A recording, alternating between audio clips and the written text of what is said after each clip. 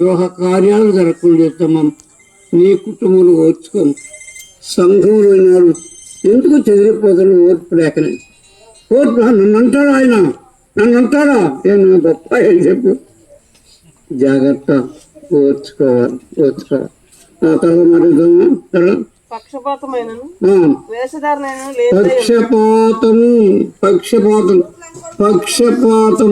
పాపమాన్ని బయట. అంటే ఏంటి పక్షపాతం?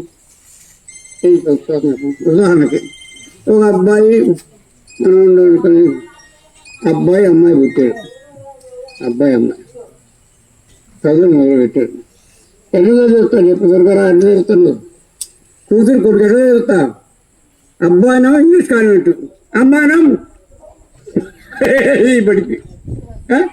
ఏమంటే కొత్తగా ఇది ఏంటంటే అమ్మాయి చదువుతున్నా ఏదైనా ఎవరికి పోతుందిగా. జాగ్రత్త.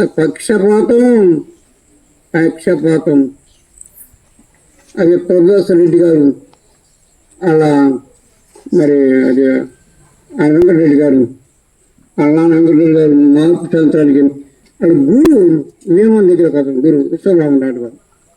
ఆ గురువు మంచిగా చెప్తాడు వీనికి. ఆ గురువు అంటే చాలా ఇష్టం వీనికి.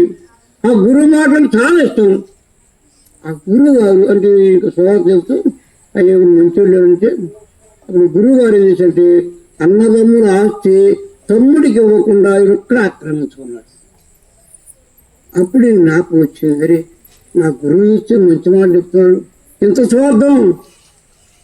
జాగ్రత్తమా, పక్షపాతం ఉండదు అని మన తల్లిదండ్రులు మనం చూస్తాం. యాకోబు వేషములు తల్లిదండ్రులు పక్షపాతం ఇచ్చేంత నట్టుకున్నారు. పక్షపాతం ఉండకూడదు. పక్షపాతం మహా పాపం వాక్యం రాయబడుతూ వచ్చింది.